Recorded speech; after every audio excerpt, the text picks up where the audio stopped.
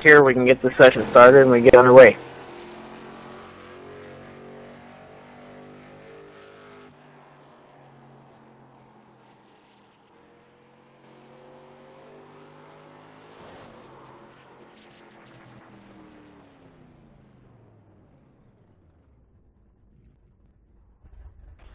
Looks like everybody's in here. I'm just going to do one quick check here, Gary, and then we'll get rolling.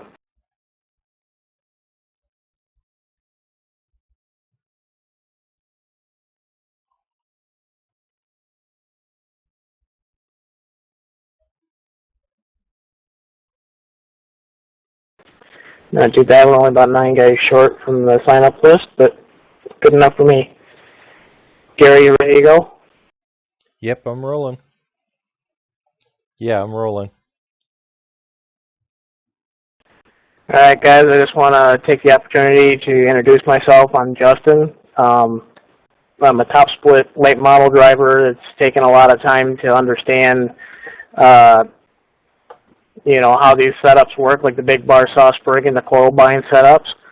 And a lot of it I learned was from Circle Track and Bob Bowles, or however you want to say his last name there. But basically the purpose of this class tonight is to teach you guys the differences between the setups and what each setup looks like and how to apply it to the cars in the iRacing garage so that you guys can build a setup that suits your driving style. I just want to take the opportunity first off to thank Gary for getting the whole idea of a class organized, and I also want to thank you guys for coming out here and hearing me blab on for about an hour, hour and a half to explain how these setups work to you guys. Are you guys all ready to go? Yes, sir.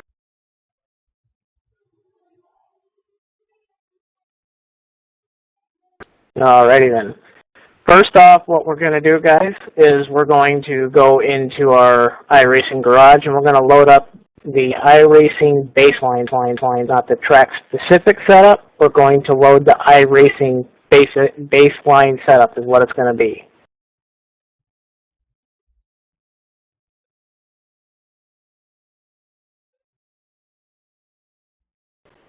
Let me know when you guys are all loaded up and ready.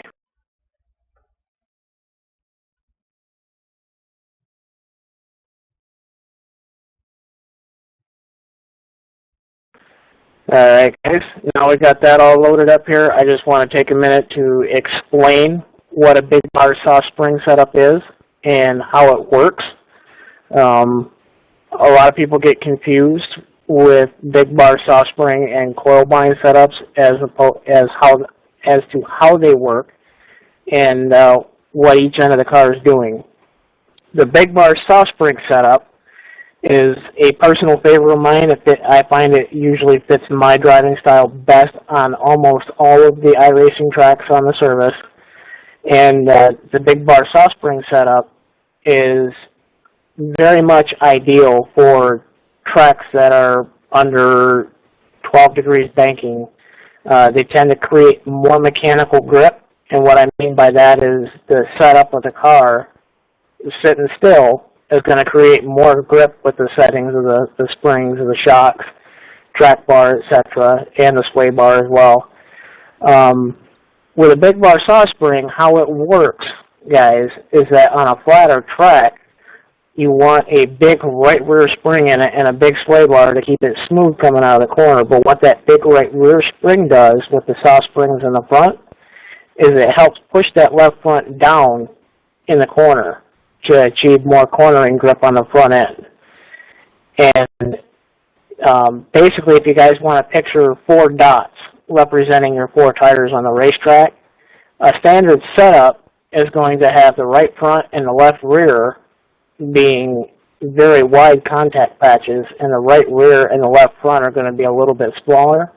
The purpose of the big bar saw spring is to try to make as close as possible 4 big dots to represent your 4 even contact patches. Are we clear on that part?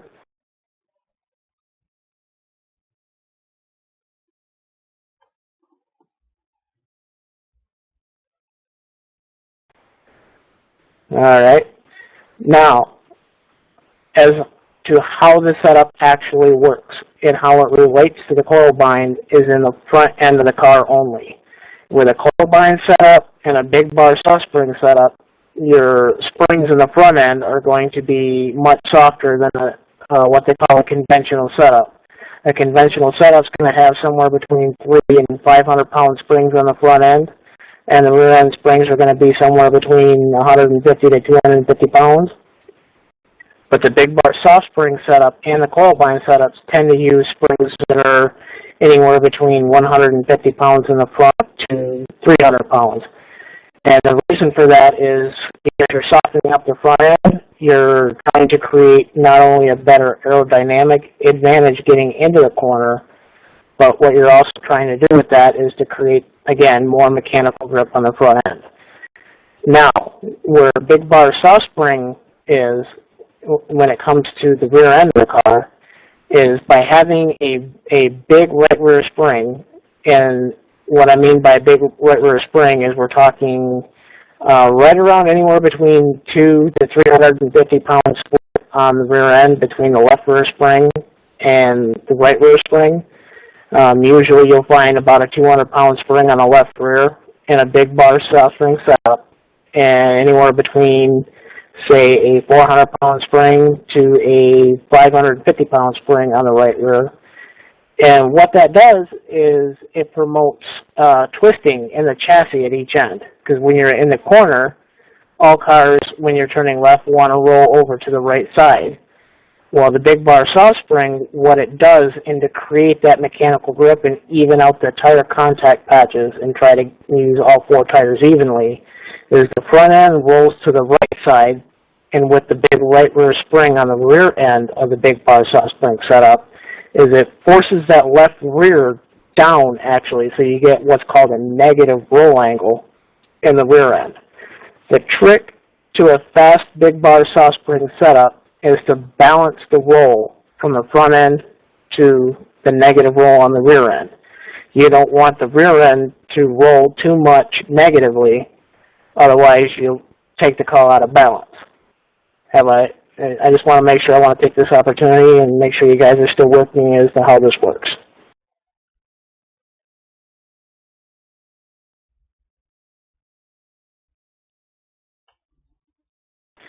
Exactly. I was just getting to that. Does anybody have any questions on how that works? Have I explained it well enough for you guys to understand? Is it also where the right rear would force the left front down in? Yes, that is what happens in a big bar soft spring setup. Is not only will the roll angles be separate at both ends, it will push the left front tire harder down into the track. Yes. And is the reason for the negative roll is because if you have an equal amount of force applied on the rear end but a softer left rear spring, it will compress more? Do I have that theory right? I beg your pardon, I missed the last part of that. I said that it'll compress the left rear spring a bit more than the right rear since it's stiffer. Do I have the theory on this correct? Generally, yes. The actual compression on the left side is actually more controlled with the shock and the spring split difference more so than the softer spring actually letting the tire dig into the track. Okay, thank you. Now, in terms of ride height with the big bar soft spring, it's set up like a coil bind car where your front end is as low as you can possibly get it to the ground, and your rear end is at the maximum allowable ride height, which is only about a half-inch difference on this car.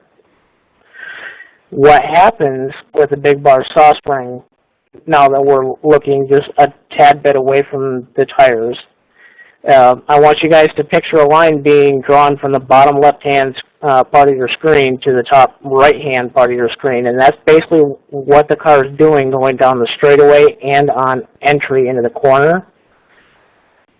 Now, what I want to have you guys picture is have that top right-hand part of the screen dropping down to almost flat in the center of the corner. And what we're trying to do is utilize the weight transfer with the big bar saw spring setup to create the grip with the shock package that's different than a coil bind car on the rear end to promote rear end grip coming out of the corner.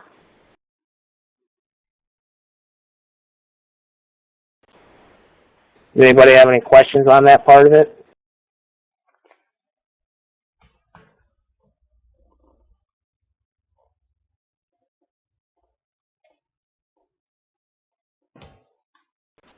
All right, seeing none. Does anybody have any questions as to some of the material you read before class here? And then we can get started on putting together a big bar saw spring setup in the iRacing garage.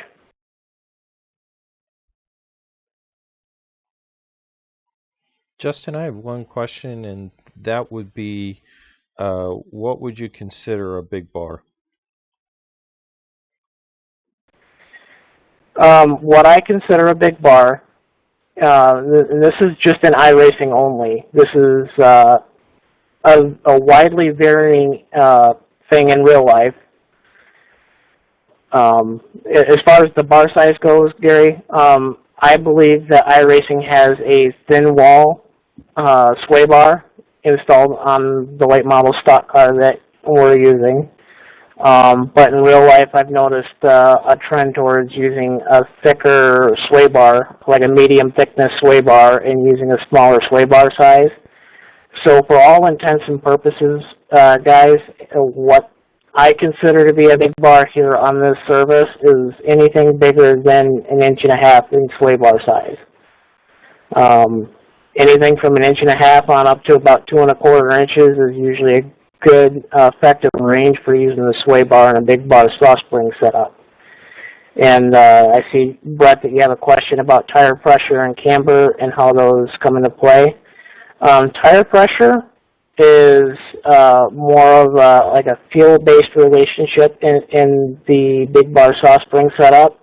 There's no special tire pressure ranges, and as far as camber goes, you probably won't need as much camber in the front end as you would in a coil bind setup because we're promoting less roll at the front as well with a stiffer sway bar. So as far as camber range goes, you're probably only going to run maybe 1/2 degree to a full degree less of camber on the front end of a big bar car as opposed to a coil bind car. Does that answer your question?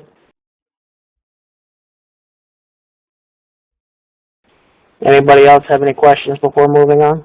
The shocks being a timing mechanism, how does the iRacing garage work? Is it static or is it dynamic? When you're setting the car up in the garage, it's sitting on a setup pad. So imagine the car is static. But what you're trying to do when you're setting up your shocks go as far as the timing device thing is what you're trying to do is when you're adjusting the shocks is you're trying to control the dynamic shift of the weight in the car with a higher number being more resistance. So if you're going to run a very big resistance on the front end of the car in a big bar car or a coil bind car because it's very similar, they use similar front end shock packages.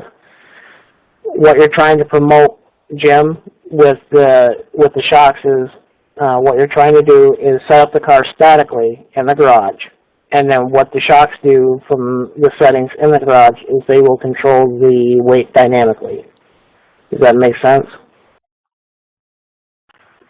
So in the garage, iRacing is stating that it is static, so you're kind of guessing on the dynamic, or is it estimating dynamic?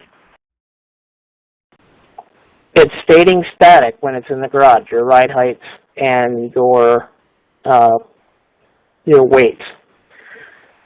With the shocks, as far as the shocks go, Jim, what I'm trying to get across, and maybe it's not getting through exactly clearly, is your settings on the shocks will control the dynamic movement of the car when the car is in motion. Does that make more sense? Yeah, I think it's more on my end. I'm trying to figure out exactly with this, is it more a guesstimation on the dynamic side, or will it give a for sure yes or no? Your shocks will not adjust like where the weight goes too much statically, but dynamically is where you see the greater effect. Is that what you're trying to ask? Yeah, it's more like trying to get a kind of like a sheet, basically. Yeah, I get what you're trying to say. Your shocks will not affect your weight percentages when it's static. What it will do is it will control the dynamic movement of the weight. So in the garage, when you're adjusting your shock values, it will not change your nose weight or your cross weight or anything like that. Right. Yeah, I know that. I'm just trying to figure out from the garage to if it was static or dynamic, or if there was kind of a, I don't know, maybe a baseline chart I'm thinking in my head, kind of like gear ratios and stuff, if it was a set percentage basically of what one would give you versus 3 versus 5, that kind of thing. No, iRacing does not have any like rate chart as far as that goes. I get where you're trying to go with that. There's no specific rate chart as far as the amount of motion allowed. It's just a rating of stiffness as far as controlling the timing of the transfer of weight. I'll also cover a baseline shock setup for each style of the car here once we get into the garage.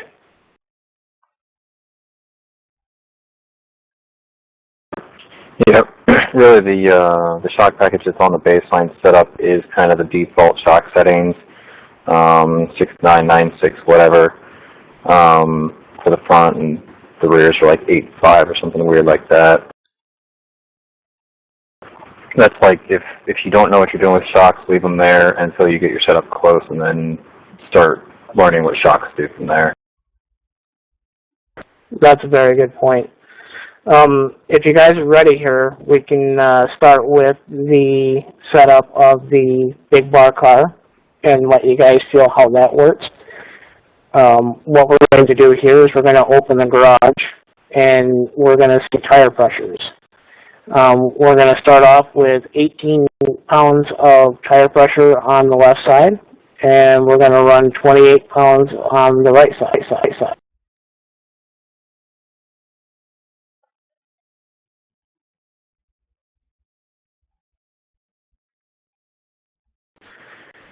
Also, for the purpose of demonstration, is we're going to run 1 inch of stagger in the front and 1 inch of stagger in the rear. There's varying theories on stagger, but it's my belief, and I've been working a lot with Randy and a few other folks as far as setups go, and what we've tended to notice is that the car lasts better with an even stagger amount front and rear. I'll just add that occasionally I bump the rear end not quick, but that depends on the track and the way the car handles. Yep, exactly. Now, the next part of it is we're going to go to the springs and shocks and ballast portion of the screen, and what we're going to do is we're going to set the nose ballast at -12, and I'll get to the reason why here in just a second here.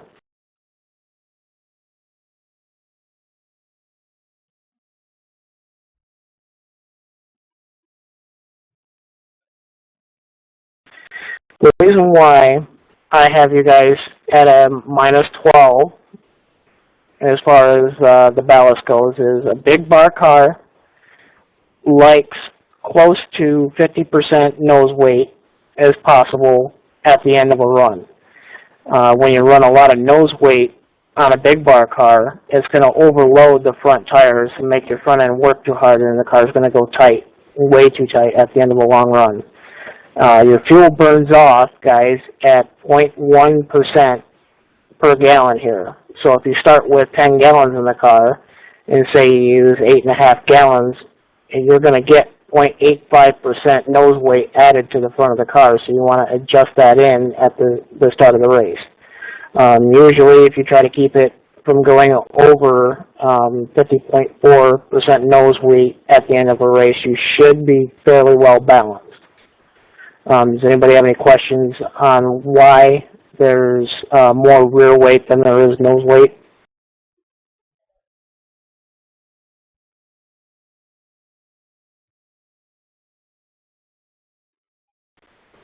All right. Next portion of the weights go and how it relates to the car is cross weight. There's varying theories on cross weight as far as what the driver likes, but I've noticed an acceptable range between 50 and 52% cross weight on the car. And the reason for that being you're using your springs to control the grip on the car, and the cross weight is going to dictate how tight that car gets over the long run and promote a little bit of stability as well, because big bar cars are a little notoriously hard as far as dialing in a sweet spot. Does anybody have any questions on cross weight, really?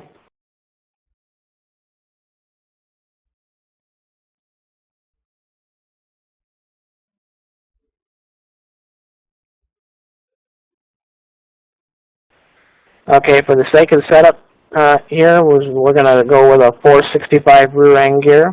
We're going to start with 10 gallons in the car, and I'm going to share the setup that's already got the ride heights adjusted and the sway bar end clearance where it needs to be so we can get moving here. We're almost a half hour into the class here, and I've got about another 15, 20 minutes or so to explain the big bar setups and how to adjust them. So for time's sake, guys, check your shared folders here in just about a minute here, and we'll get rolling on the track to let you guys feel how the car is from baseline.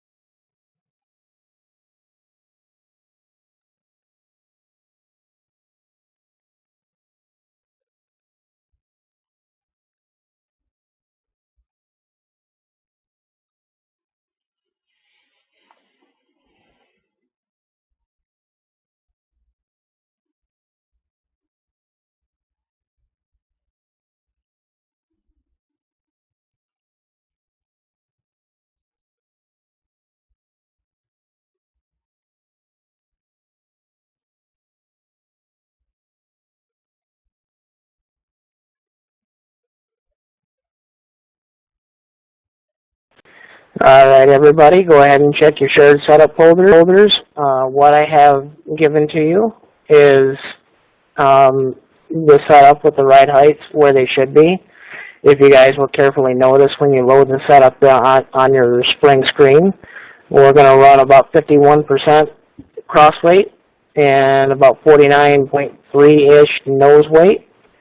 And you're going to notice a 10 on the bump for the right rear, 6 for the left rear, and what that does is it slows down the application of weight on the right rear and allows it to roll more onto the left rear, promoting that negative roll angle. On the front end, you're going to notice the left front is very soft with just 1 click of resistance in the left front shock and 4 on the right front. What that does is it promotes front grip into the corner, and we're going to run just 2.1 degrees of caster split. Usually you want to run somewhere between 2 and 2.5 degrees caster split. As far as cameras go, we're going to leave them stock for right now. We're going to go out and run a few laps, and I'm going to answer some quick questions on what to do with the car. You guys are free to enter the track.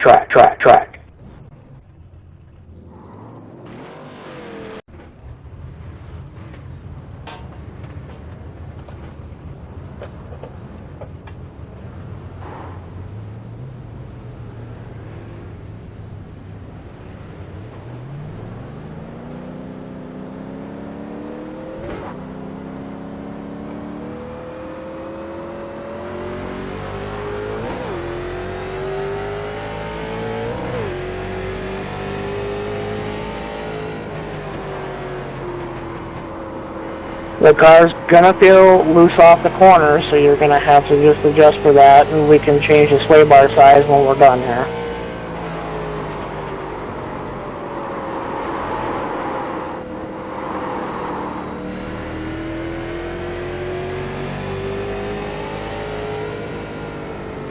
Inside, we have a car stopped down low. Clear low, clear low. We have a slow car up high. Got one stopped up high. Got a car stopped up high. Go low, 23.381. Outside. All clear, all clear.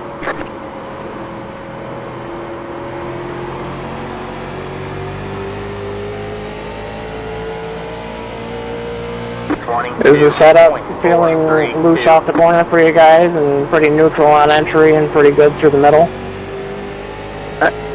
I think for me, it turns in a little bit better, so it makes it feel looser coming out as opposed to a conventional setup.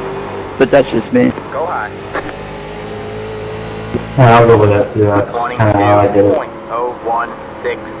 I'm having issues with it going in and to the center, and I'm backing it up, so I'm not sure if it's me or not. All clear, all clear. Are you saying you're driving it in too deep?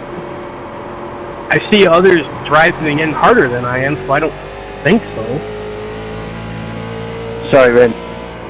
23.314. Just try to find a consistent brake point.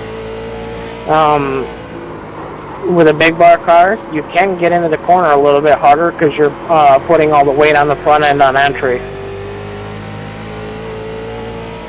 Yeah, it's pretty loose for me. Even at entrance, it starts to slide. The rear end starts coming around. I think a better word for me to describe is it digs in deeper.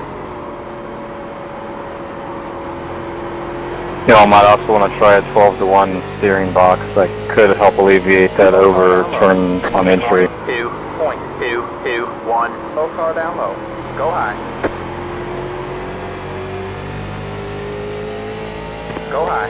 Yeah, if you guys are used to a 12-to-1 box, go ahead and bring that back to a 12-to-1 box. I tend to run a 10-to-1 box just because that's how I like the feel of it, but as far as the steering box goes on all setups, it is purely driver preference. And the only exception to that is, like say, qualifying for a cup race at Daytona or Talladega. You really need a softer box as far as that goes for those tracks. But when on short tracks, the whole goal is to turn the car as quick as possible, as comfortable as possible. It's starting to feel a little better. It's starting to tighten a little.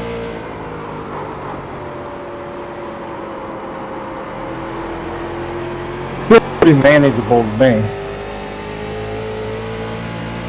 Yeah, I think it just takes getting used to. 0.289. Yes, it's a little bit different of a setup to get used to. A lot of people tend to run the conventional setups. Define what you mean by conventional.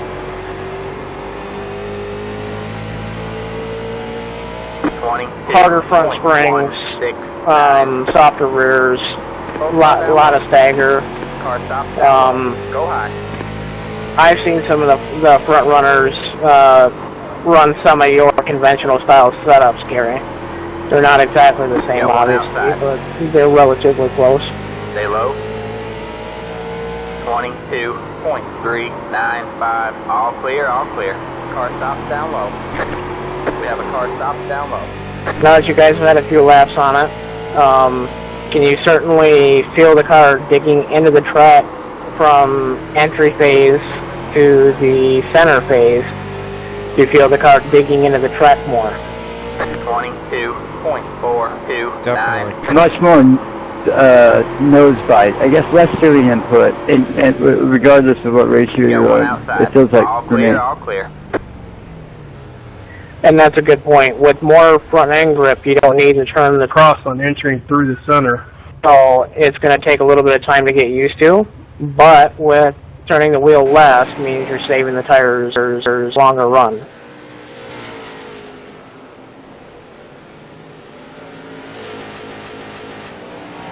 Does that make sense to everybody?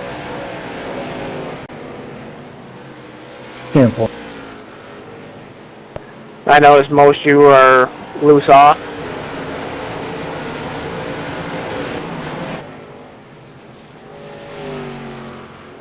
I think it feels really good up out of the corner. That's just me. Yeah, I mean, this style setup might be really, really close to what you may need as far as your driving style, but for somebody who's used to a more of a coil bind or soft conventional setup, they're probably going to want more front sway bar in it. They're going to want less rear end spring. Is everybody ready to ask some questions here on how to make changes to the setup here? So if we were trying to, some people are complaining it's looser, but if we were trying to make it looser on entry with the big bar, what exactly are you looking to go for? Oops, sorry. What you're trying to look for is, if you really do want to free it up on entry, is you want to start by softening up the left front spring, allowing that left front to dig into the track more before you lower the right front spring. I tend to run on my setups a 25-pound split, left side being lower, so your right front's going to be, say, 250 pounds, my left front's going to be 225. If you really want more front grip getting into the corner, you'd start by doing a spring change and then readjusting your ride height back to where it was, or as close as possible to where it was originally.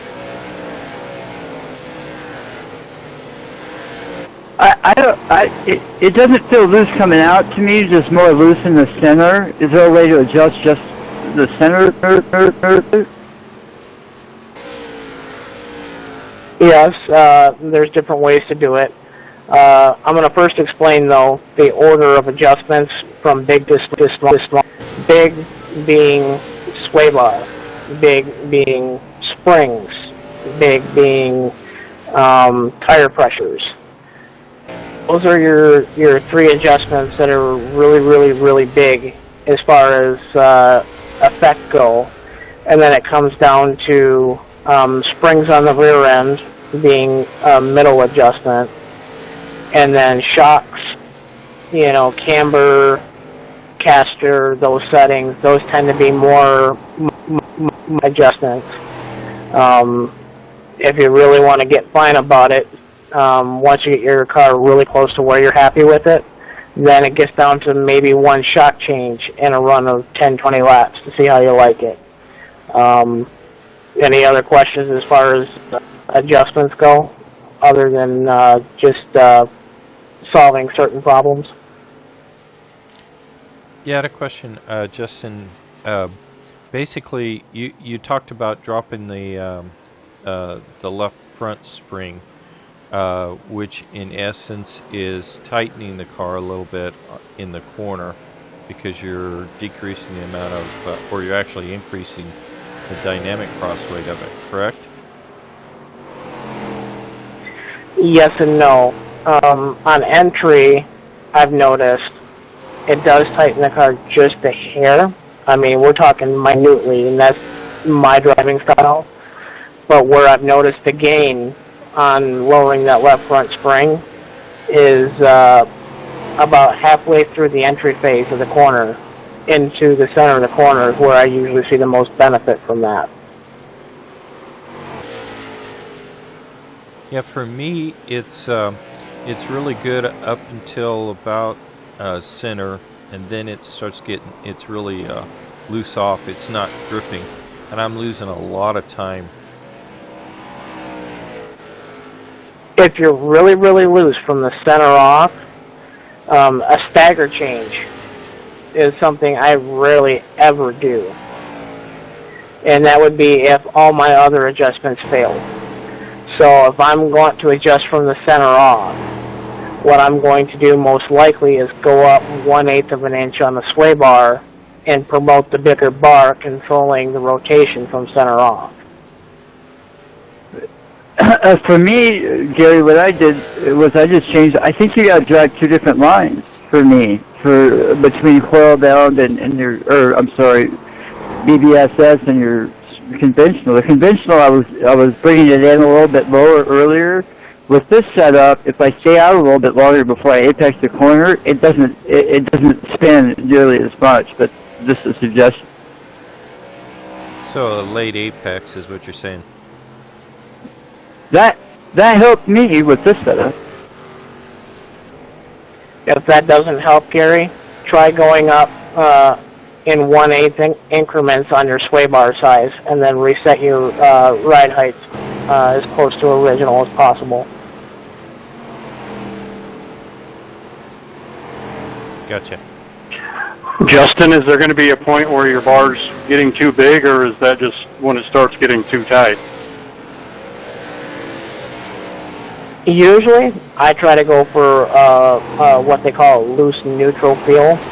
So I'll try to keep my bar realistically between 1 5/8, 1.625 inches, on up to, say, 1 7/8, 1.875 inches. So really, that's just my comfort zone as far as bar size goes. But I do have setups that go all the way to 2 1/4 inch. And then, I do run a couple of big bar setups that are 1.5 inches. It just depends on the track, really. Okay, so I adjusted my driving style, nothing on the setup. And I kind of fixed the entry, but the center issue is still there. What was your issue again? Loose? Pushing on entry and center. If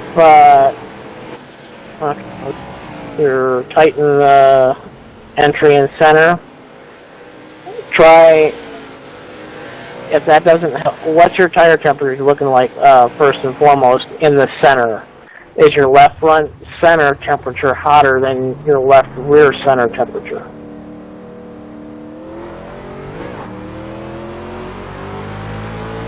If it's at 1 degree towards the rear, hotter or less, then a change for that would be ideal.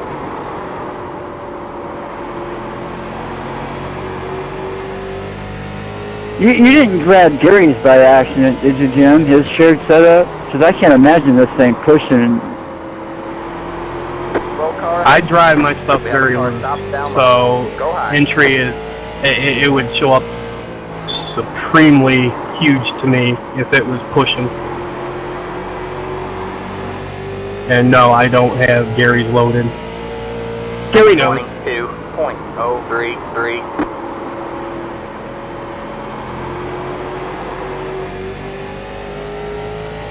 Got one inside.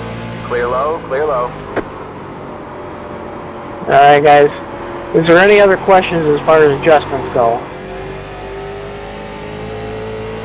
It might have cut out on me, Justin, but when you said make that change, are you talking about the left front spring up Have a slow car on the bottom. We have a or car down? stop down low. Go high. If you're really having trouble with the entry, I would probably say bring that left front spring up 25 pounds and run a reverse split. 22.111. Car stop down low. Inside. And see if that will loosen up your entry. All clear.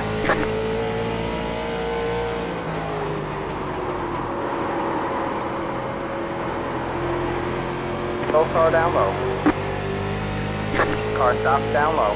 Go high. The car feel pretty good to everybody with this setup style? I had to go down 2/8 on the track bar, and it tightened it up for me. It's running good now, though. Yeah, it's pretty easy to achieve a big bar setup with the iRacing baseline. Shocks, especially, I didn't really adjust the front ends too much, but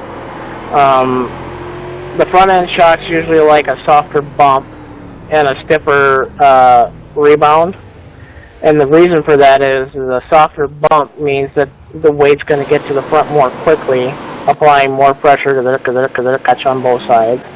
I prefer a softer left side to get that left front digging into the ground more than the right side, because the right side's usually corner. And then on the rear, I like to promote usually twice as much bump on the right rear than I do the left side. And what that does is allow that rear end of the car to dip out of the air, especially on the left side, putting weight on the left rear to help drive it out of the corner harder. I really like how it feels entering. I'm still about a tenth off where I'm at conventional. I don't know if this suits my driving style, though, to be honest. And a big bar soft spring setup is not for everybody, and I'll be honest with that. Some guys are going to run a lot quicker running a coil bind car or a conventional car as opposed to a big bar car. It's difficult for some people. It's not for everybody. Still there. You're clear high. But I haven't given it a lot of time either, so to be fair, I just need to give it a bunch more time where I can get out and just, on your own, I think is a good way to do it too. But I'm not far off. I mean, I could still run a 5, but that's with little practice with this type of setup. So I really like how it feels going in. It just seems a little bit off to me is all. And that might just be a couple small setup changes, but that's just for me. And that's very true. And my whole statement with it, a big bar soft spring's not for everybody, is that some people prefer, the stiffer front end feel and don't like the car digging in as much. And it just practice time with everybody on these setups is a big positive for everybody going forward. As far as the big advantages of a big bar car is that you're really going to find on the flatter tracks, which iRacing has a lot of them, you're going to find them a lot quicker on flatter tracks as opposed to the coil bind cars. But on the big bank tracks, Thompson has a lot of banking. Bristol, Dover, other tracks that have a lot of banking. A coil bind car is going to be a lot more easier to adjust, and it's going to be quicker than a big bar car on the high bank tracks. Go ahead, Gary.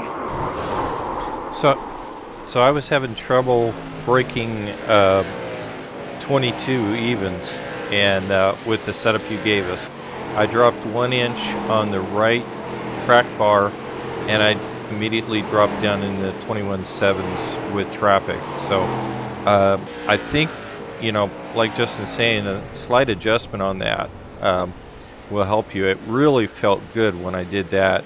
It had good turn in the middle and had a good drive off, and I think I could hit 21.5s with it. Yeah, it's mainly there's a lot of different adjustments for a big bar car. You're not really constricted like you are with a coil bind setup. There's a lot more options as far as getting the handling problem you want taken care of. And I can put together a more detailed matrix after the fact.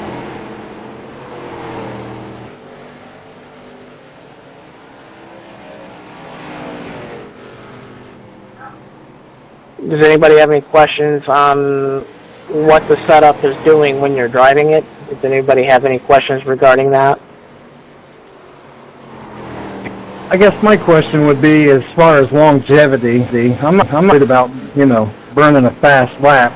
But I'm looking for something that doesn't tighten up completely, over the course of 50 or 60 laps. Just what do you recommend, for changes to do to keep your car free and loose? Well, with car, it's going to be looser off. It's going to be, more free in the middle. The only place where I find it gets tight in my setups is on entry, but I adjust that with brake bias. I usually add a 0.5% to 1% moving towards the rear. So usually a good idea if you guys have like a button box like I do. I have a Derek Spear Designs one, or if you have enough buttons on your wheel, You can assign one button, usually on each side or something, and create a label for it, and adjust your brake bias that way for entry. As far as middle off goes, as far as longevity, I usually find that my very, very, very stable and really strong to drive. It doesn't have snap loose problems. But then again, I've got 2 years on this car, and I've kind of grown as far as my driving talent and ability goes. So really the answer to that, other than just, subtle adjustments like brake bias while you're in the car, seat time, and then once you're comfortable with the setup and you want to start adjusting it to get faster, is you want to start making small changes. Just don't throw a bunch of big stuff at it trying to change it further down the road, because you'll probably mess up your short turn. It's usually either a track bar change or a shock change, or very rarely a spring change. Does that make sense? Yeah, 10-4 on that. Thanks for that. I appreciate that. I quite like the way it handles, considering I have no oval experience really, especially in the real world. I'm just not really sure I'm driving it hard enough. Again, that comes with seat time, Elliot. It seems like everybody's doing, pretty good with the setup. It looks like you guys are making small changes and finding something consistent. Good lap. In traffic, in race trim, I've noticed this track is somewhere in 21.6 or 21.7. So, if you're hitting 6s or 7s and you can do that in traffic with a little bit of confidence behind the wheel, you guys are going to be running up towards the front for sure. Thanks, Gary. Gary, would you be willing to hop on board my car and watch from my cockpit and tell me what you think in terms of my driving style?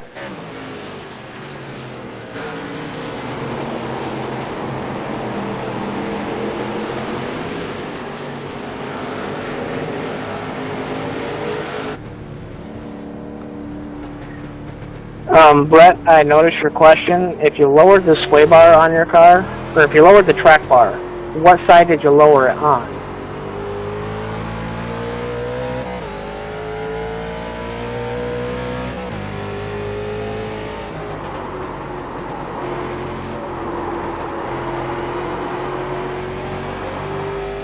If you're both down the 9 and you're showing more temperature on the front centers than the rear centers. And that's another thing I need to point out, guys, is the tire temperature model is not the most accurate. You really want to keep track of what the tire wear says. And the only relatively reliable indicator as far as tire temperatures go is the center slice on the tire in relation to how much hotter it is front to rear or rear to front. If you're hotter on the front than you are on the rear, your car's usually tight. But if it's hotter on the rear than it is the front, it's usually loose. That makes sense for you guys?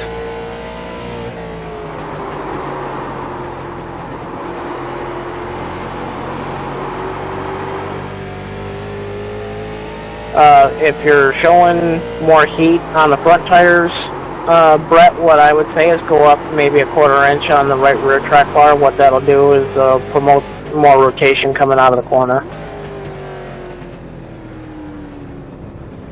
And Elliot, yeah, 21.6 is nothing to rub your nose at. It's a very good time for somebody who doesn't have much time in the late model.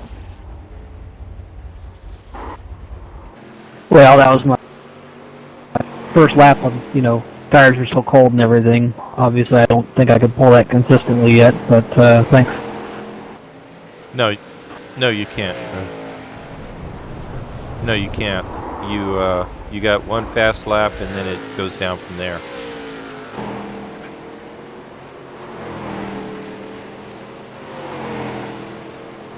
Your lines look good, Elliot. Maybe a little adjustment to tighten the exit up so you could really get on the gas a little harder would, but you would easily get in the 5s. Okay, thank you. Any further questions as far as what the car is doing? If somebody needs an explanation of what to do or anything? I have one, Justin. On track bar versus right rear shock bump, I went down with the track bar. Could you have gone down, say, with the bump instead, or is track bar a better adjustment?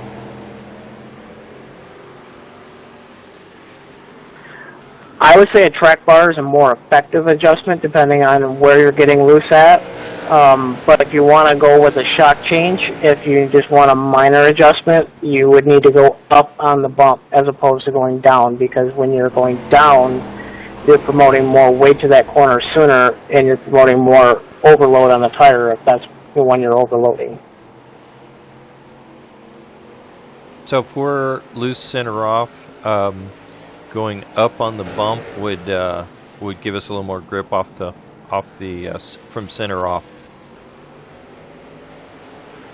Yes, but another note is if it's usually center off over rotation, the best thing to do really would be to ignore the track bar until you can get it solved by increasing the left rear bump. I usually try to promote, like I said, about 4 clicks difference usually, left side to right. So my left side is going to be, say, like a 6 and the right side's a 10. But I do have some setups where it's, 1 or 2 clicks difference, depends on the track, and it's your left rear bump will control the center over rotation. Your right rear bump will control phase 3 over rotation, which is your exit. Does that make sense? Yeah, it does, and I appreciate that. That makes a lot of sense. Yeah, because for what it sounds like, you're overloading the left rear tire and the car's getting loose in the center, and that left rear bump will slow down the weight application to the left rear tire.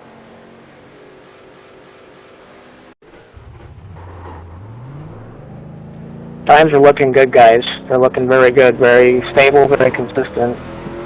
Not a whole lot of spread across the field, really.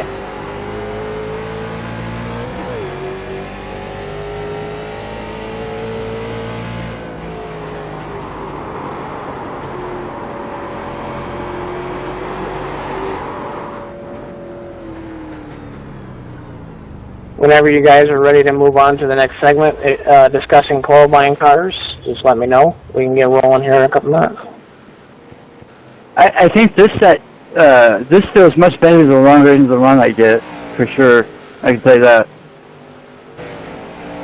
Yeah, with a big bar soft spring setup, with a balanced setup as far as that goes, as far as the setup style, the car is going to last longer and give you more grip in the longer run, as opposed to theoretically a coil buying car or a conventional car, because you're evening out the tire loads over the long run is what the setup does.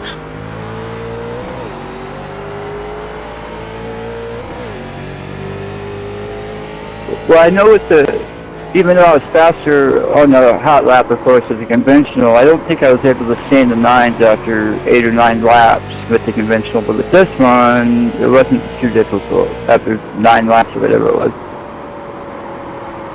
You're going to have fall off regardless, but yeah, I've usually found that it's more consistent and slower to fall off than a conventional setup, yes.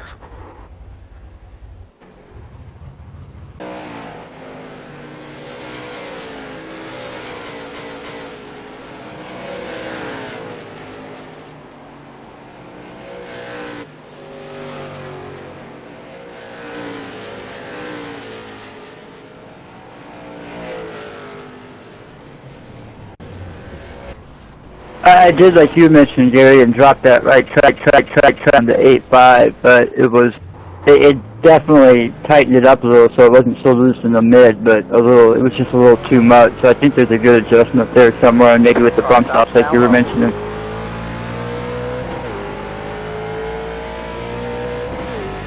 Yep, springs are a bigger adjustment. on the rear end of the car to the shocks, and the same applies to the front. A spring change is going to be more effect than the shocks.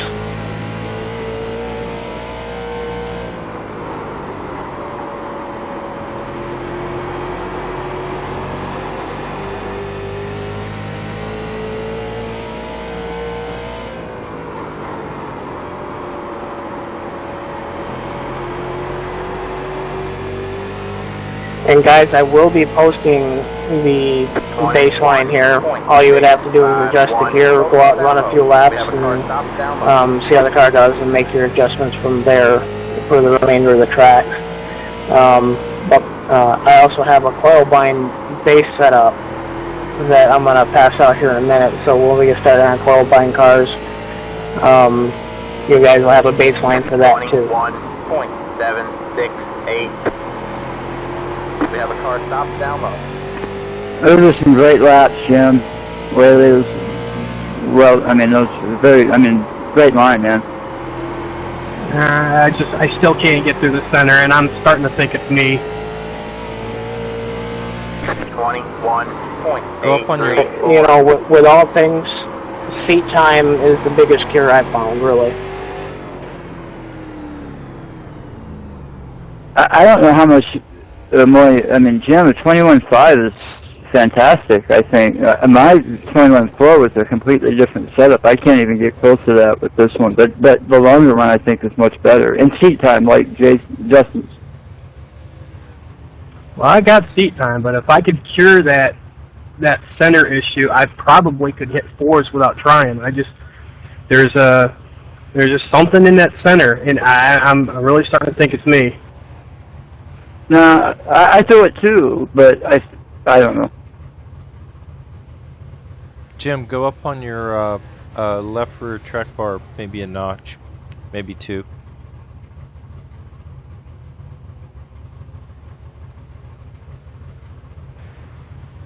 Jim, another adjustment you might want to try if that does not work out is going down on the left rear bump. Yeah, I was going to say that too, because I went up and really helped, and that's good to know. That's a nice fine tune.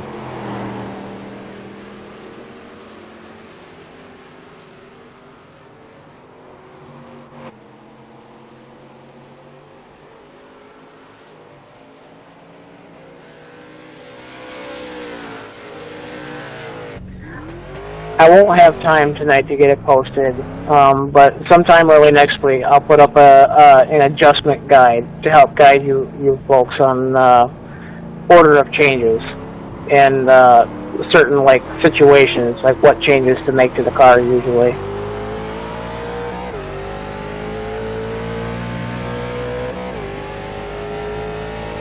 Something like, if this was your problem, here are your options. Exactly.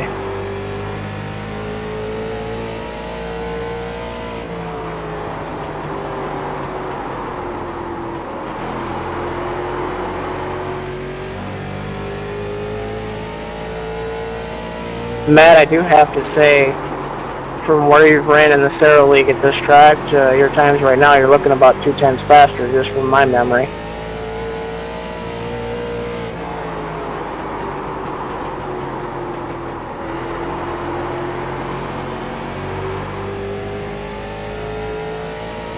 Alright guys, we want to pull it in here. We can get rolling on coil bind cars so that you guys can get a feel for them, and I can explain the cars, because coil bind cars are just really easy to explain. It should only take a few minutes to cover that.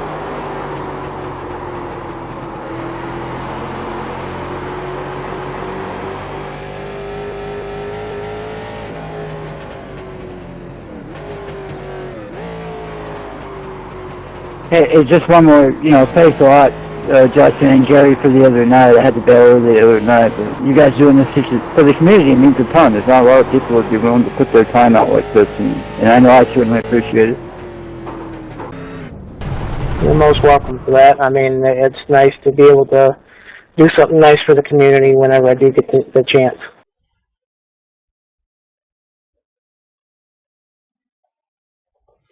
Helps us get faster too.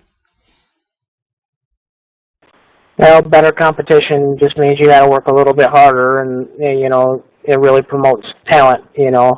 I know guys that have racing talent and they just can't figure out the setups, and they get frustrated and quit. Usually the guys that are running at the front of the pack are usually talented and then know the setups.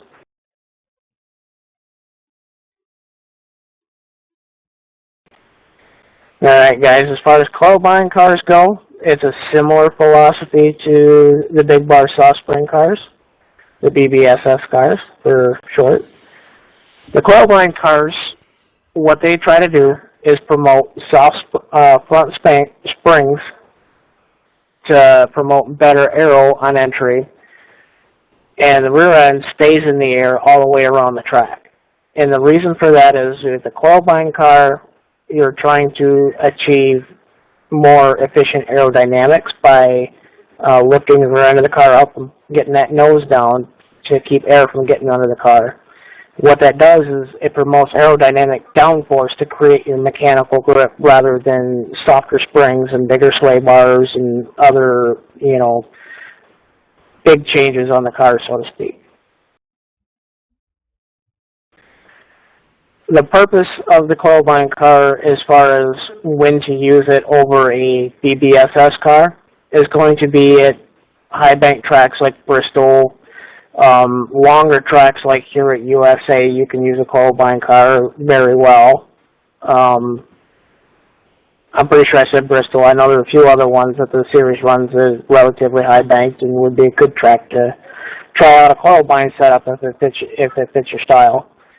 Coil bind cars usually run between 200-pound to 250-pound springs in the front.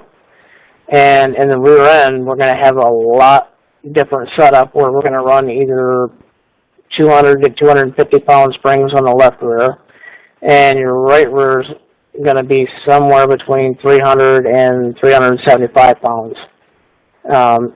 Usually, that depends on driver preference, how loose they like the car, and the much lower split in the rear is because you're using aerodynamics to balance the car out as opposed to your springs and your shocks and that kind of stuff. Does that make sense?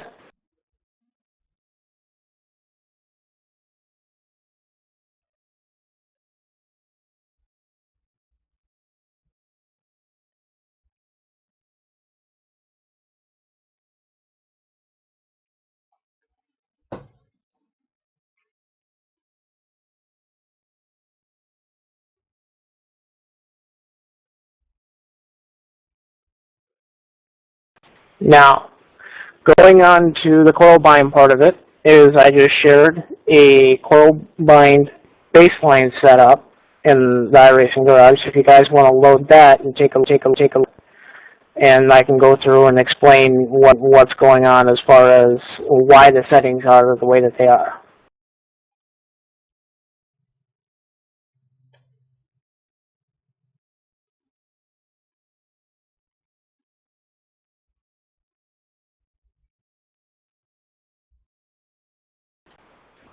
One thing you guys are going to notice that's different, obviously, over the BBSS car, besides the springs, is going to be the added stagger.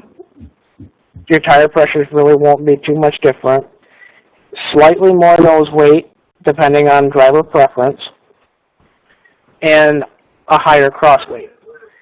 I've noticed that a coil bind car likes somewhere ideally between 52 and 53% cross weight, but I've seen guys using all the way up to 55% cross weight in a coil bind car, and that's just their preference for how the car feels, how the car loads up, and the tire chump readings. Another thing you're also going to notice is the shocks are a lot different. You guys see that the rear bumps are a lot stiffer side to side than they are on a big bar car. You're also going to notice that the front is relatively similar, but it's evened out on the front end. And Gary, these setups are like the setups that you were showing here the other night. Another thing you guys are going to notice here is the sway bar size is at the iRacing minimum. I've found that this build, you can't get down into the 1 inch or inch and an eighth range, 1.125. For me, I can only get it down to inch and a quarter. Go ahead with your question, James. Just to clarify, this is a coil bind baseline. It wasn't something you tested specifically for this track, right? I mean, it's for all tracks, and then you make your adjustments for the track that you're on.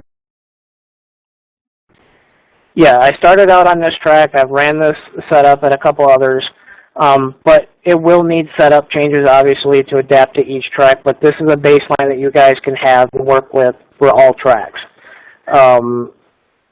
Like I said, the best time to pull this setup out is at the high bank tracks, where you usually run like a very big high line, like Thompson. You might be able to be very fast with this setup, because what you're trying to do with a coil bind car is either use the aerodynamics to create your grip, or at a high bank track like Bristol or one of the other ones that the cars run, is a thing called centrifugal force.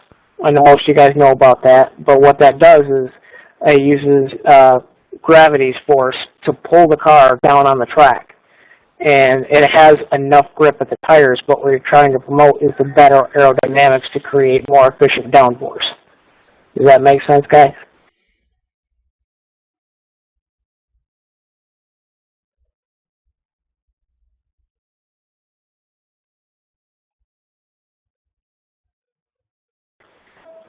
One thing I've noticed just in testing before class tonight is a coil bind car is probably going to be a little bit tighter going into the corner, and definitely a lot more tight coming out of the corner. You're not going to have much adjustment as far as shocks go, per se, because you typically want to try to keep that rear end up in the air dynamically. But there is a small amount of room for shock adjustments. Say if you're tight center off, one click down on the left rear shocks will help promote more rotation and more weight to the left rear. They're somewhat similar adjustments to the big bar car, and we can most of those when we're on track. But this setup is really simple. It's very balanced. Again, guys, if you need a 12-to-1 steering box for your own personal preference, go ahead and change that. Like I said, I use a 10-to-1 box just because that's my preference. Gary, I see you have a question. Go ahead.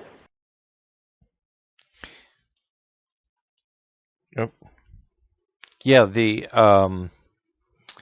way this is set up with the softer springs, this is going to have a whole lot of body roll in it, isn't it? Yes, but you're using aerodynamics to counteract all of the body roll.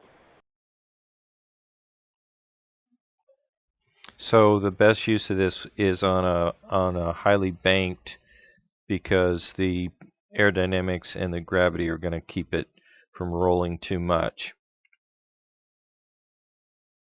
Precisely. Also, longer tracks like USA, where it's 3/4 mile or mile, tracks like New Hampshire that were on the schedule last season but are missing this season, you can use a coil bind setup because you have enough speed to promote the aerodynamic downforce to keep the car from rolling too much.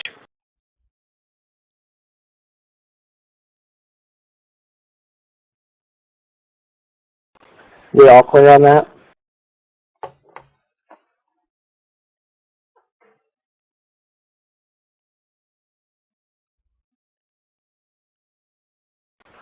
All right, guys. If you would like to take the car out on the track, if you guys don't have any further questions, feel free to go ahead. Otherwise, if we have questions, let's hold off for a minute, and we'll get on track in just a couple minutes. Is there any further questions before we get out on track?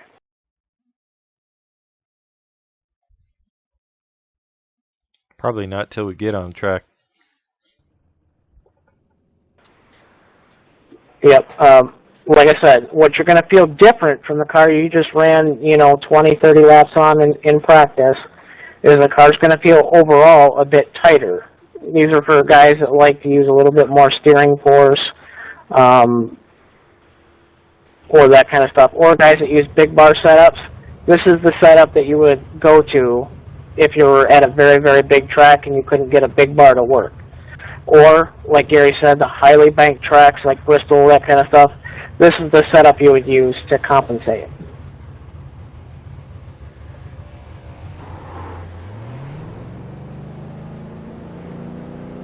So in the article it referenced the bumps. Does that hold true on the iRacing also, using this setup? Bumpy tracks such as Thompson comes to mind. Yeah, this setup is going to be a little bit more stable on really rough tracks. South Boston, though, I have noticed that it's not really effective because the banking really isn't there on such a small track. I usually found a big bar setup to work better at that track specifically. But, like you said, at Thompson, this setup would be pretty much ideal. And I don't see any bump adjustments on the late model stock in iRacing. So I'm assuming pretty much your bump adjustment is going to be in the form of a stiffer spring. Copy that. So between this and the BBSS setup, which one's going to give us the better longevity?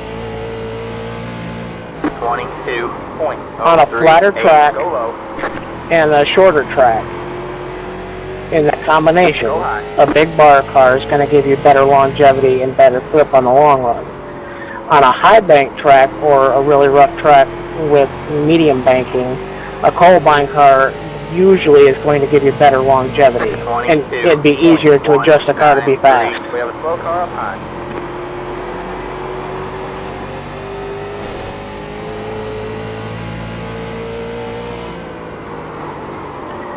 You know, it's not a one-size-fits-all application because I do have a big bar set up for Thompson that works extremely well.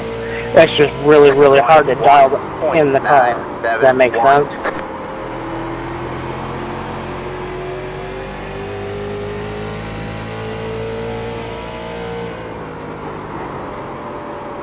Car stops down low.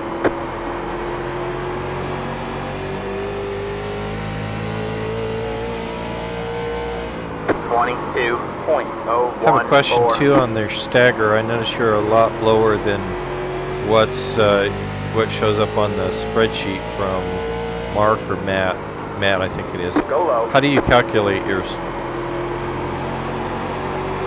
I've been going by the iRacing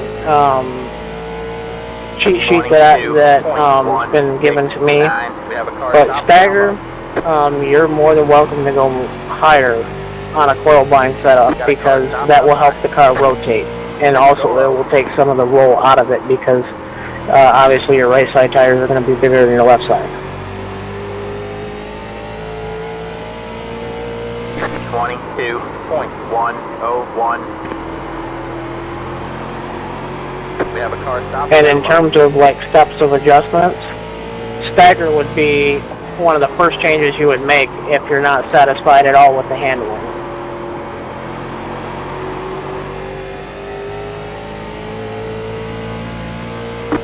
.115. It's just a little tight in this middle for me.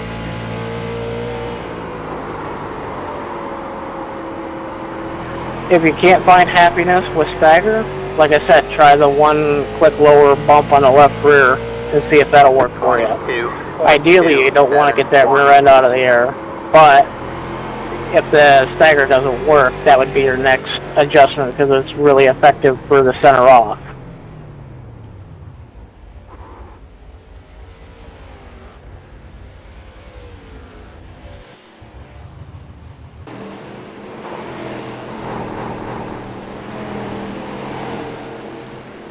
Should our lap times right now be similar to the soft off spring big bar?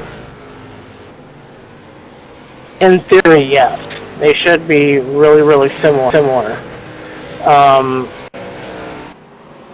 And again, and setup is for a different application like a big bank track, or if this were to suit your driving style a bit more after a fair bit of practice. So I mean, if you're nowhere close to your big bar setup after working on both of them, by all means use the faster setup.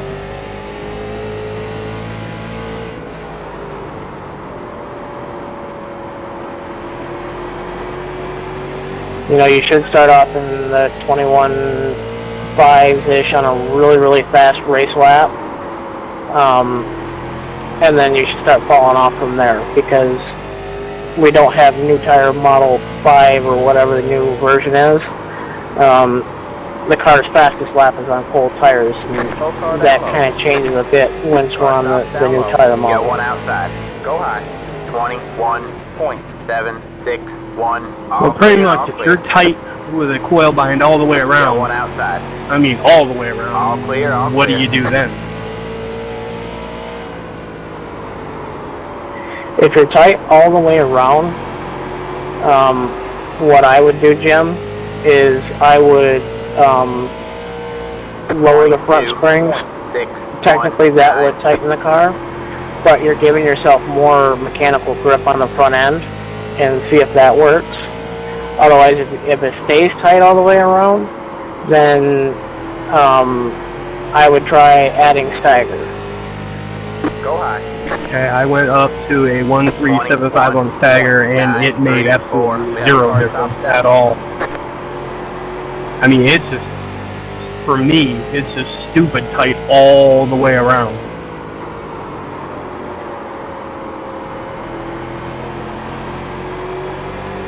Yeah, it's pretty tight. 22.283. Yeah, it's going to be a lot tighter than a big bar, especially on entry and center, because the purpose of the coil bind setup is to help promote the use of centrifugal force and aerodynamic force. It seems like you're not getting the force you need on this track, but we're going to try some adjustments to see if we can't make it work. I lowered the shock color offset on the rears just to drop the rear end, because I figured maybe I'm not sure it would help with that tightness, and it did for me. I don't know if that's the right thing to do, but it helped me a little bit.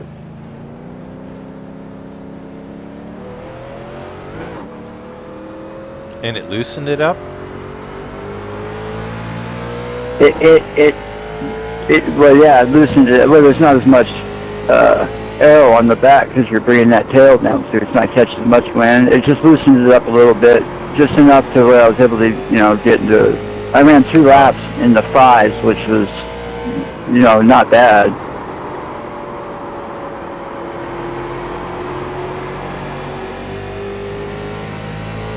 If you're running 2 laps in the 5s in a race setup, you're doing really good.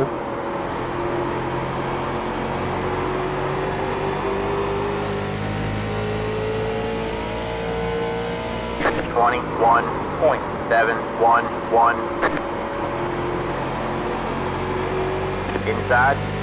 Clear low, clear low. That was after I dropped that rear end a little bit, though. My thinking behind it was, if I drop the rear end a little bit, it'll take away some of the downforce on the back end, and it'll loosen it up just a little bit, which should help with the tightening, and it did a little bit. Not a bunch, but a little bit.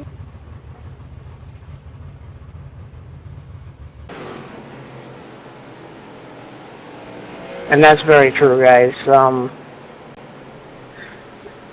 chance we might be catching too much air with the baseline setup, but that's what the baseline is. It's just baseline. It's not track specific. And the 5s were high. I mean, it was a 21.58 and then the 21.59 the second lap.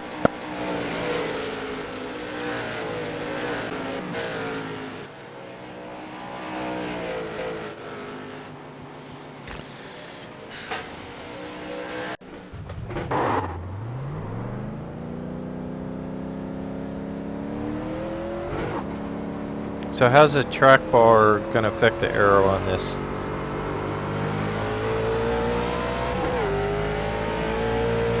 got one outside. You're clear high. Clear high. I'm not the expert on coil bind, but from what I do know from everything I've read about it, and again, like I said, I'm not the expert and I don't profess to know everything. I can't really answer what it's going to do arrow-wise, but the track bar is one of the main adjustments for adjusting rotation of the car when it comes to a coil bind setup. Have a slow car on the bottom. Car stops down low. 21.995.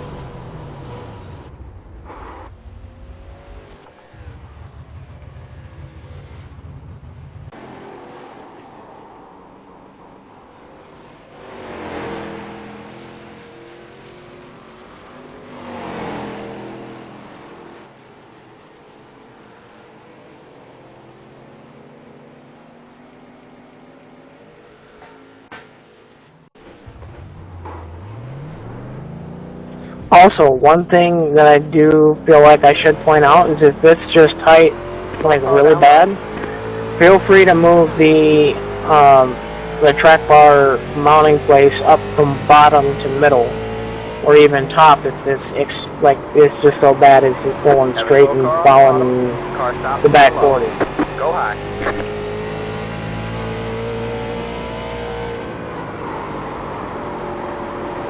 Inside. Clear low, clear low.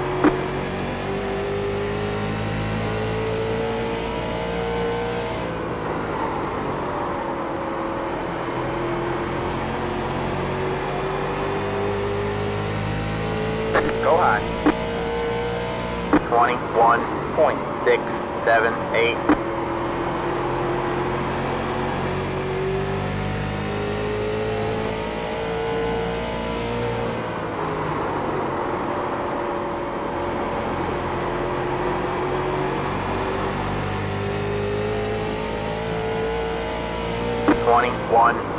.802. Have a slow car on the bottom. We have a car stops down low. Go high.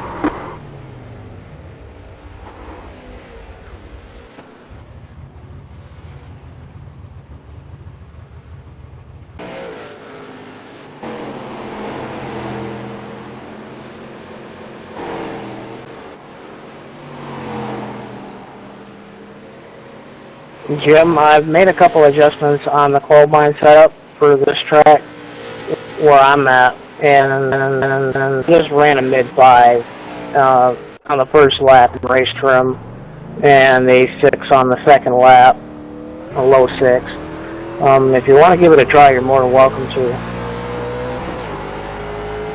Well, I can't get out of my own way with it right now.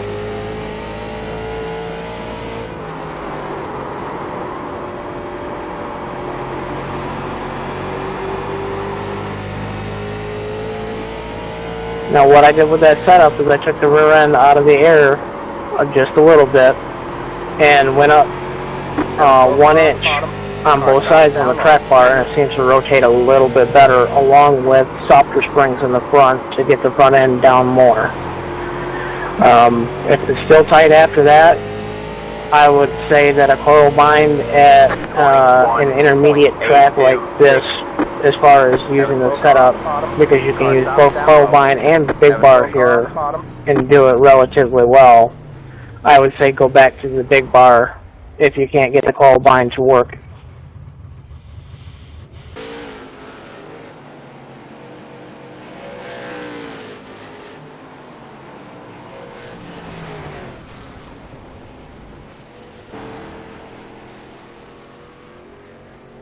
So how would a right rear shock in terms of compression affect the car?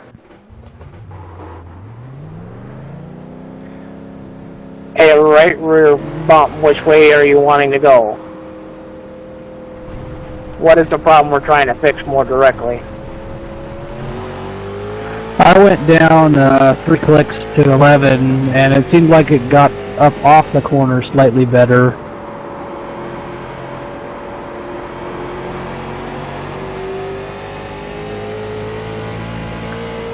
Yeah, going down on bump what it will do is it'll allow the car to roll over more onto that tire, and what it'll do is it'll load that tire up more.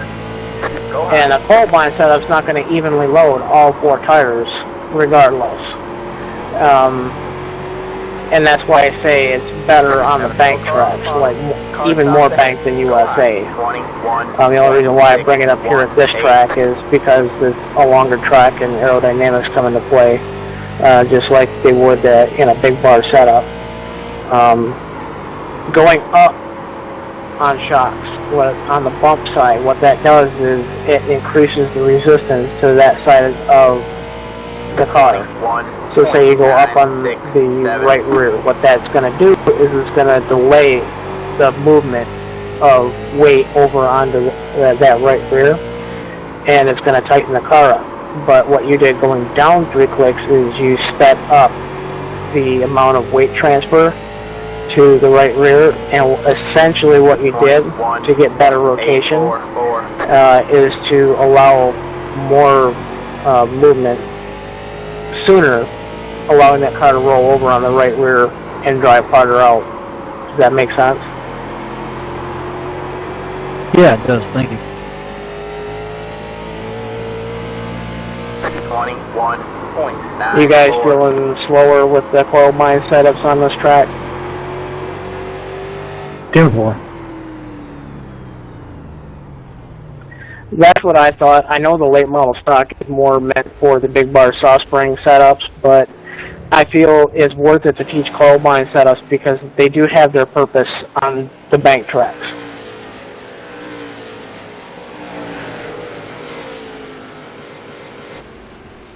I think early I'm real close, but I think long run you're going to be burning up that right front trying to keep it from being so tight. I made some adjustments though that helped quite a bit for me. Exactly. I usually find that are usually one of the last things you adjust, but they're more effective because they're on the extreme end of things. So with the front end, you have a stiff rebound, and on the rear, you have a stiff bump. And what you're trying to achieve with that is to keep the car up in the air and not settle. So shocks in that regard on a coil bind setup are going to be more along the middle range of effectiveness of what you're trying to achieve. Stagger springs are all big changes, really. Track bar is a minute adjustment. Same thing with camber and caster. Usually you want to run about a half a degree less caster, but you find that you're running more camber, sometimes upwards of 7 degrees on the left front and 5.5, 6 degrees on the right front. The car does roll over a little bit, and that's something I forgot to put in the baseline setup, but I can adjust for that, guys.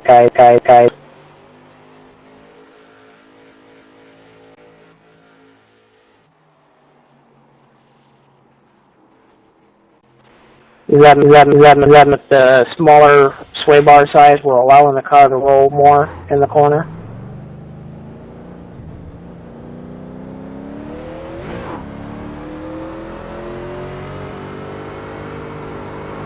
Justin, I'm getting what you're trying to explain to me the other day about the difference. Yeah, it's a bit technical, but ideally that's the point of this class, is to help guys either somewhat understand or get a better understanding of what the difference in setup is. You got one inside. I'm so sorry. That's my fault, dude. You got wheel damage. No, I lost it going in the turn.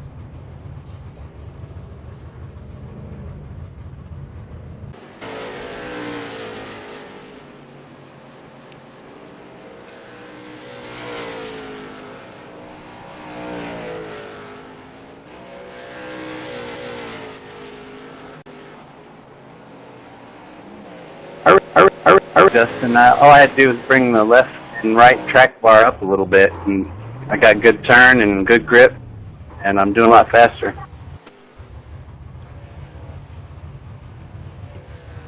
That's what I did too.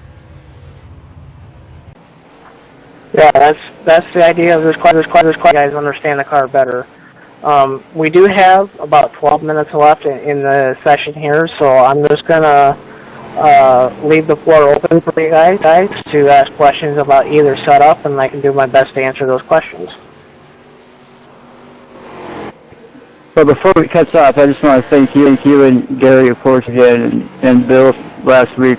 I really appreciate it, because I'm, kind of new here to drive, and I've been painting for, it seems like 3 years. But thank you very much. This helped me understand what's going on with the car.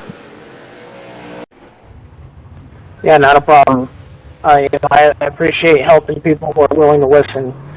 It really makes it a lot easier and a little bit more rewarding for me, helping guys out, especially when they go through the effort of understanding what the car is doing and how to make changes.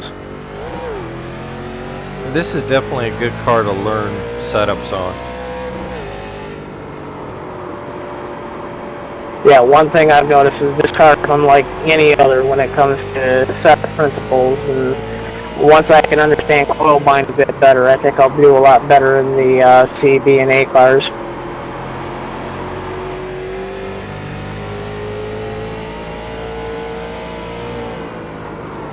Yeah, thanks a lot for devoting your time to help some of us out. Really appreciate it.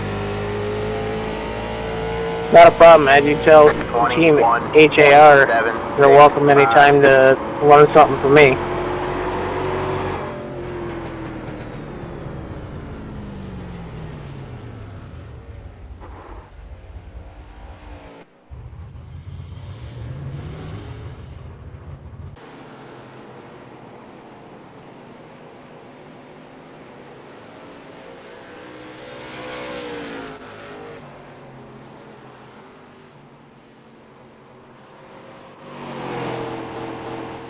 Also, guys, I just want to point out now with about 10 minutes left in the session, I won't be able to really improve the baseline setup a bit, but I can do more testing at this track going over the weekend and among the like. And like I said, on Monday when I have more time to get the guide typed out, printed out, and post it for you guys, I'll release a more improved coil blind setup just because I feel this lacking just a little bit.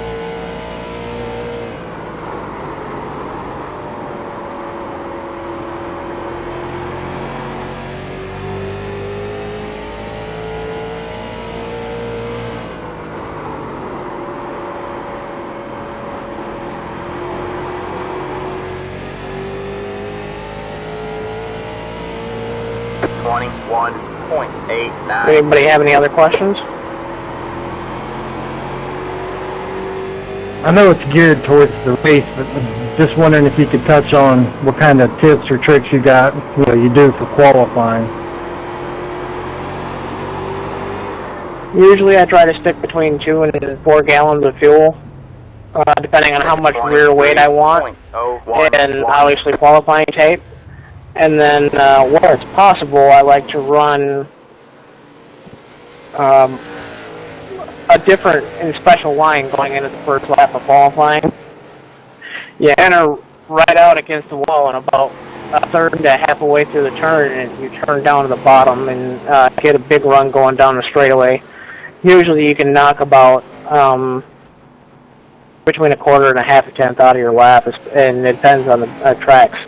Because like New Hampshire, Milwaukee, you can actually take almost a whole tenth out of your lap time just by having a special entry. You got a preference for coil bind or the other one as opposed to qualifying? My setup preference for my driving style is BBSS at almost every track. Whatever my race setup is, I tend to do whatever I can to keep it as close as possible and switch it over to the qualifying trim and make any small adjustments I may need for qualifying.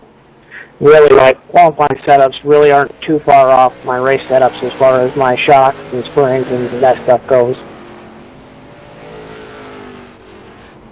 Simple. Usually, I can tell you right now, in a big bar car, you're going to want your weight all the way back and as close to 2 gallons of fuel as you're comfortable putting in, because you're going to want somewhere between 49.7 and 49.9 nose weight on a car, because you're going to burn off probably a good quarter gallon, so you're going to want as close to evenly weighed out as possible. And with the car being lighter with less fuel, you might need to make a couple of minor shock changes. Very rarely will I ever have a spring change or a sway bar change that would make the car drastically different. But I would say 99 times out of 100, my race setup and qualifying setup is out version of one or the other. All right.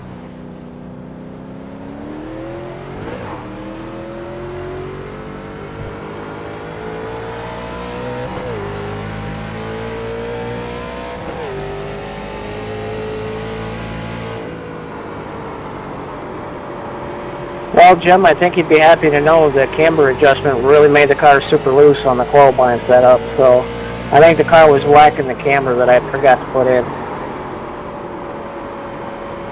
Well, on that setup, I even went with putting the track bar mountings at the top, and it actually made it worse for me.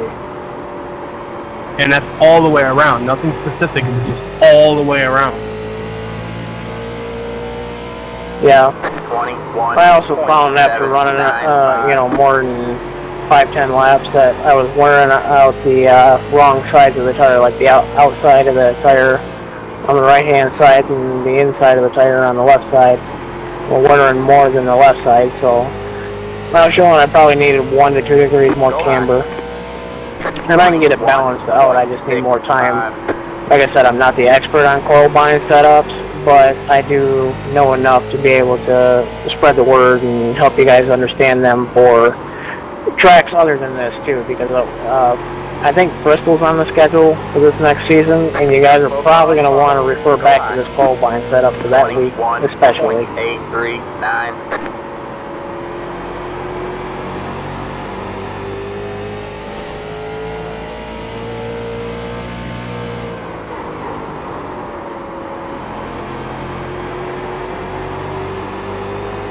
Yeah, just inside 5 minutes to go.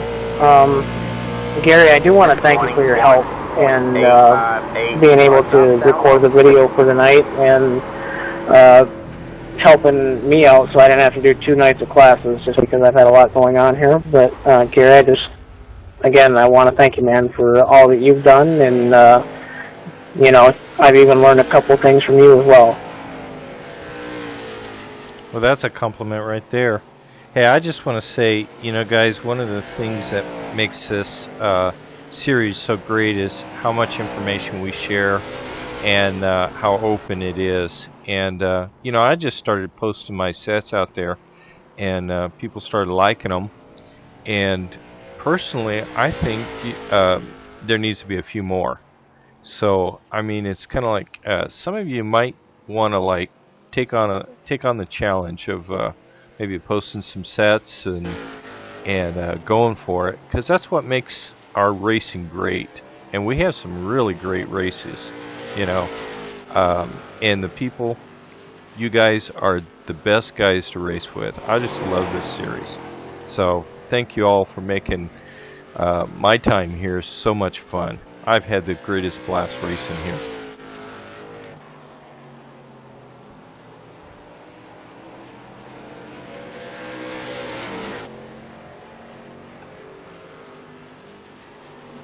Any last questions here? We got 3 minutes to go, guys. Yeah, and I want to thank Justin. You thanked me. I didn't thank you. You did a great job. I really appreciate you doing this, and I have really learned a heck of a lot tonight. Thank you very much. Yeah, not a problem. Like I said, most of my setups are BBSS setups, so that's kind of where my expertise is in. That's why I was trying to tell you your setups were more stylized for coil binding more than they were big bar, but now that we're both on the same page, I mean, you can probably, you yourself turn better setups I'm not saying you're slow to begin with, but your setups were good. Maybe you can make them a little better now with this info. Yeah, I think so. I really appreciate you pointing out the difference, and I really understand it now. And the biggest thing is that I'm finding is the setup is really tuned for the individual. Every one of us got the same setup, and some liked it, some hated it, but we all kind of tweaked it to the way we like it, and that's the way it's going to be. Exactly. That's the idea with the classes, is to help people understand the setups, why we set them up the way we do, and how to make changes on them to fit their personal driving style, because everybody is different.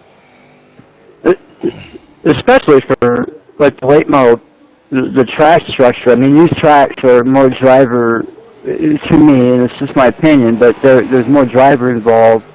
And I don't mean to say that there's not in the B Series or the A Cup or anything like that, but I think individual setups on here, everybody says, well, the setup's got to fit the driver, not, the same setup for everybody. I think it seems to me it applies more in the late model class than anywhere else. Yeah, with the wide variance in tracks, yeah, I can certainly agree with that statement. So, guys, we got inside 1 minute to go. I want to thank you all personally for taking the time to listen to me babble on and on and on about setups and how they work. I just hope that you guys learned something and can take whatever me and Gary taught you and have a better and more fun racing season coming up, guys. Would it be all right if I post a link to the video on my website? Yeah, not a problem. Go ahead. Spread the word. I don't care. Yeah, I'm going to put it up on YouTube, and I'll send it out. Again, guys, 10 seconds to go. Thanks for coming out. Server's going to close here. Definitely. Thanks for all your help. Yep, thank you.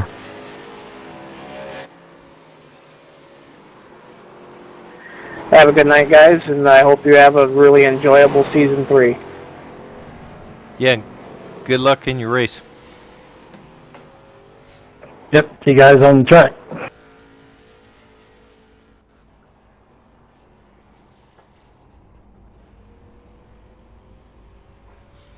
Well, I hope you enjoyed the class and got something from it, and didn't mind all my messing around with it, but I hope you saw some of the things we did. If you have any questions, you can always contact Justin or myself or some of the guys. So, see you on the track.